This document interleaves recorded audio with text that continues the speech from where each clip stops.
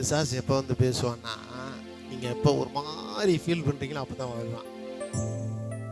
ஒரு மாதிரியா பிறரை பத்தி யோசனை வரும். இவங்கெல்லாம் நமக்கு உதவ மாட்டாங்களே நினைக்கும் போது வந்து சொல்லுவான், correct correct correct correct correct அப்படிம்பான்.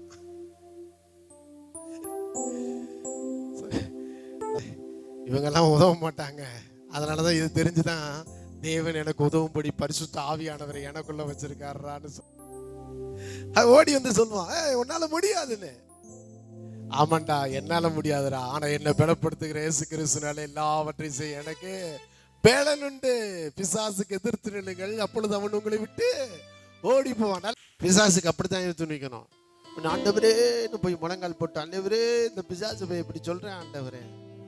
அதான் சொல்றாரு, என் வார்த்தையை உன் நாவில் வைத்திருக்கேன், என் வார்த்தைய உன் நாவில் வச்சிருக்கேன்டா. இப்ப அவனை பார்த்து உன் வார்த்தையினால பேசாத, என் வார்த்தையினால பேசு. அது என்ன? இயேசுன்னு சொல்லு. அவன் என்ன செஞ்சிருவான்? ஓடிடுவான். பலவீனத்தை கொண்டு வந்தா பலப்படுத்துகிற இயேசுன்னு சொல்லு, ஓடி போயிடுவான். சாவுக்கு ஏதுவான சர்ரன்னா உயிர்ப்பிக்கிற ஆவியானவர் சொல்லு, அவன் உங்களை விட்டு ஓடி போவான். வாசிங்கள் ஏசாயா எழுதின தீர்க்கதரிசன புத்தகம் 53ஆம் அதிகாரம் 5வது வசனம். சீக்கிரமா ஏசாயா 53:5. நம்முடைய மீறுதல் நிமித்தம் அவர் காயப்பட்டு, நம்முடைய அக்கிரமங்கள் நிமித்தம் அவர் நொறுக்கப்பட்டார். நமக்கு சமாதானத்தை உண்டு பண்ணும் ஆக்கினை அவர் மேல் வந்தது, அவருடைய தழும்புகளால் குணமாகிறோம். ஏசாயா 53.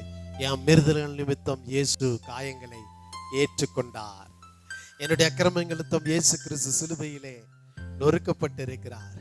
ஆகவே பிதாவுக்கும் எனக்கும் சமாதானத்தை உண்டு பண்ணும் எல்லா விதமான ஆக்கினைகளையும் இயேசு மேலே வந்து விட்டதுனாலே இயேசு கிறிஸ்துனுடைய தழும்புகள் என்னை சுகமாக்குகிறது.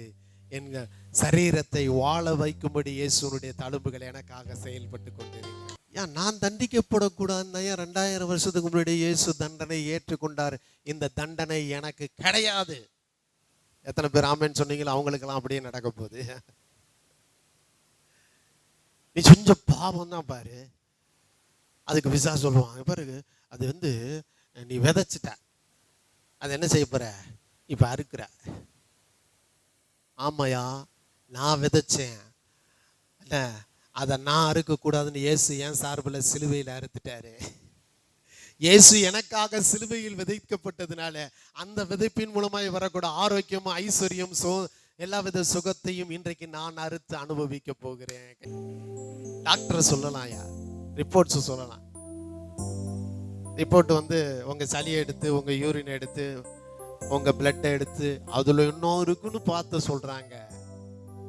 ஆனா தேவன் சொல்றாரு, உனக்குள்ள உன் ரத்தத்துல இருக்கிற அணுக்கள் அல்ல, அந்த வைரஸ்கள் அல்ல, உனக்குள் வாசமாயிருக்கிற ஆவியானவர் சாவுக்கு எதுவான உன் சரீரங்களை உயிர்ப்பித்து நீடித்த நாட்களால் உன்னை திருப்தியாக்குவேன் என்று சொல்லுகிற தேவனுடைய வார்த்தை உனக்குள்ள இருக்க வேண்டும்.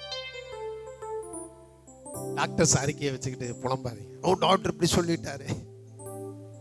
வேதம் என்ன சொல்லுதுன்னா, சாவுக்கு எதுவான சரீரங்களை உயிர்ப்பிக்கிற ஆவியானவர் உனக்குள்ளே இருக்கிறார். வேதம் என்ன சொல்லுது அப்படின்னா, உனக்காக இயேசு காயப்பட்டார், அதனால் நீ காயப்பட வேண்டியதில்லை. உனக்காக இயேசு நொறுக்கப்பட்டார், அதனால் நீ நொறுக்கப்பட வேண்டியதில்லை. உனக்கும் தேவனுக்கும் இடையில சமாதானத்தை உண்டு பண்ணக்கூடிய அந்த தண்டனை, அந்த நியாய தீர்ப்பெல்லாம் இயேசு ஏற்றுக்கொண்டார். அதனால இயேசுவின் தழும்புகள் உன்னை ஒவ்வொரு நாளும் குணமாக்கி கொண்டே இருக்கிறது.